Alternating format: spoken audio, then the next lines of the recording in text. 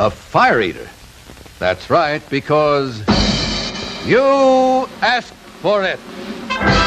Television's greatest all-time request show brought to you by Skippy, America's largest-selling peanut butter.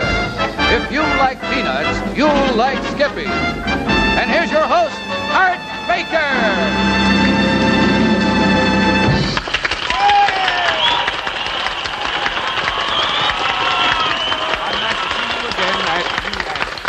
I want to congratulate you right now on your colossal imagination. Believe me, you have sent us letters requesting the odd, the unusual, the well-nigh impossible, the spectacular. Which brings me to this first request I want to get at right now. This is from Donald Lee Edwards of Wathena, Kansas. A very short letter, but believe me, spectacular and action you will see. It says, "Dear Art, I would like to see how it is possible for a person to eat fire. Sincerely, Donald Lee Edwards." All right, Mr. Edwards. One genuine fire eater coming up because you asked for it.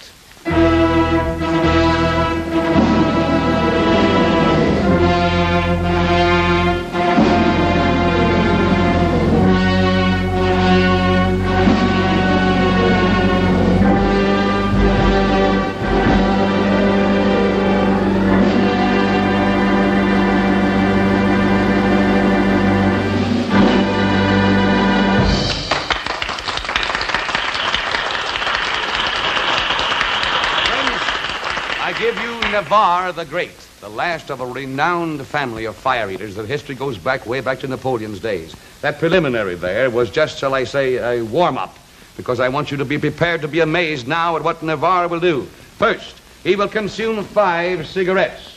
Lighted, of course. Watch.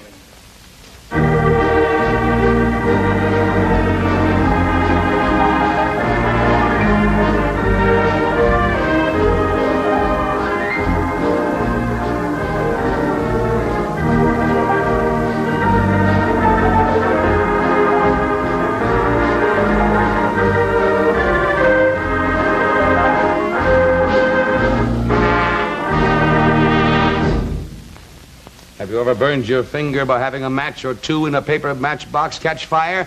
Terrific heat. All right, 5 packages complete. 5 times 20 is 100 paper matches. And Navarre will now consume and swallow the flame from the 5.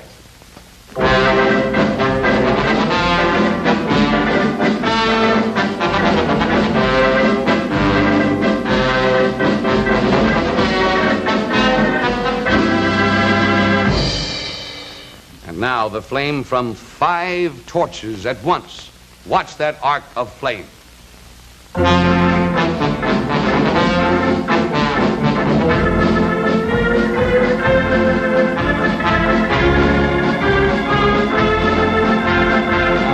danger of this next one, I must keep my distance from quite some feet away, because Navarre will have an internal explosion through the drinking of explosive, and like a human blowtorch, will expel from his mouth a flame 10 or 12 feet. Navarre.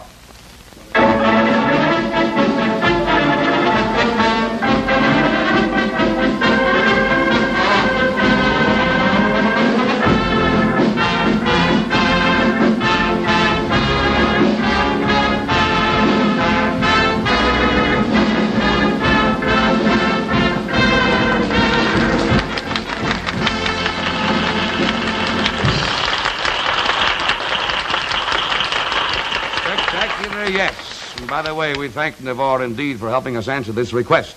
But he gives the advice to anyone that this is a very dangerous thing, and without years and years of study, it should not be attempted, of course. We thank Navarre for this, and we thank letter writer Donald Lee Edwards because you asked for it.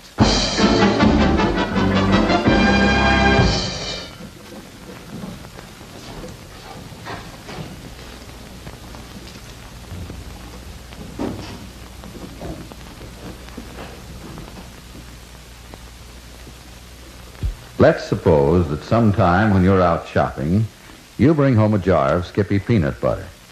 And let's go farther and suppose you're just a wee mite skeptical about all the claims we make for Skippy.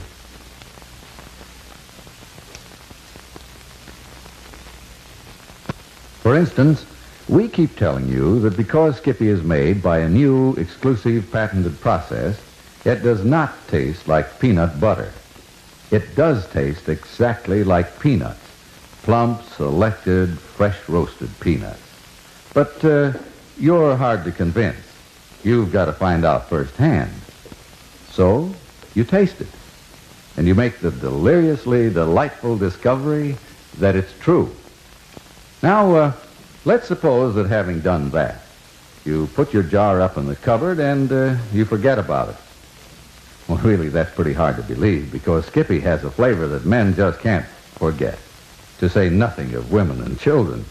But just let's suppose that time goes by and by and by, and weeks later, you remember that jar of Skippy stashed away. And so you get it out. Now, what will happen? Will your Skippy still be fresh? Or will it have turned dry, sticky, or rancid? No, man. Your Skippy is still just as fresh, sweet, and easy to spread as the day it was born. That's because Skippy is the only peanut butter with the stale makers removed. And it's the truth. If you like peanuts, you'll like Skippy.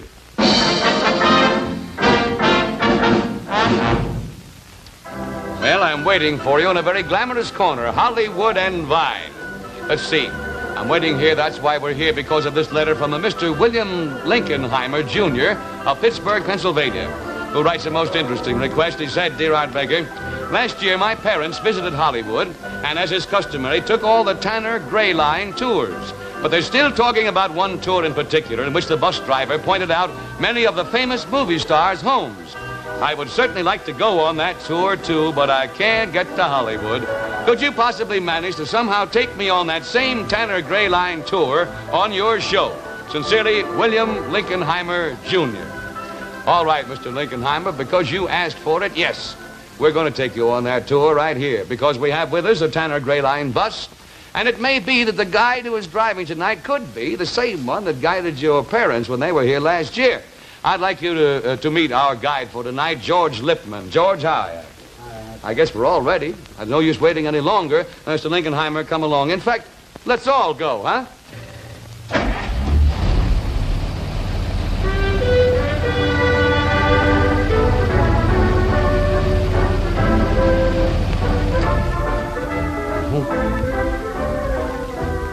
Yes, here we are at Hollywood and Vine Art. Moving down Vine Street on your left is the famous Hollywood Brown Derby where the stars meet to eat.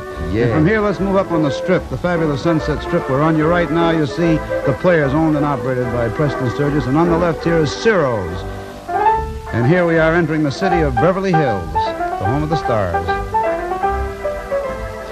And this first home that we show you on your left is the home of Charles Boyer, the romantic star. Ah, yes. And here, the famous Beverly Hills Hotel. And Right running up the up past the driveway. driveway, yes, The Beverly Hills Hotel. And here at Sunset Boulevard and Beverly Drive, we'll turn on Beverly Drive, showing you this very lovely palm drive, the street lined with the very lovely Washingtonian fan palms and the Canary Island date palms interlaced. And here on your left is the first home, the home of Ginny Sims. Oh, aren't we lucky? Yeah, the two youngsters. Yeah, there's Ginny herself. She's got a happy, kind of motherly look on her. Yeah. Nice kid. Where's that one going on? Swimming pool. Yep. Oh, I hope he doesn't fall in. I'll save him if he does. She's a cute little toddler. That large-sized pool. Yeah, very fine. You know, we have many, many pools in the private homes here in metropolitan Los Angeles, Art. 1 minute. Goodbye, Jimmy. Good luck. Ginny. Good idea. All right, we're off We again. move again.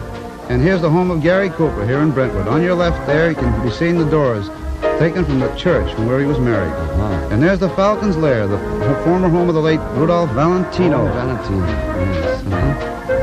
And this is the home of Edmund Lowe, the very famous Captain Flag. Yeah. Oh, and aren't we lucky? There he is himself in person. Hi, Eddie. Say, he's a grand guy, too, believe me. Likes to putter around the garden. Telling a petunia. For a boutonniere? Yes, I suppose he has Oh, an no. appointment, and he's leaving us. Goodbye, I'm Ed. sorry, Eddie. Well, here we go, and the home of Deborah Carr, you see here through the trees, the MGM star of King Solomon's Mine.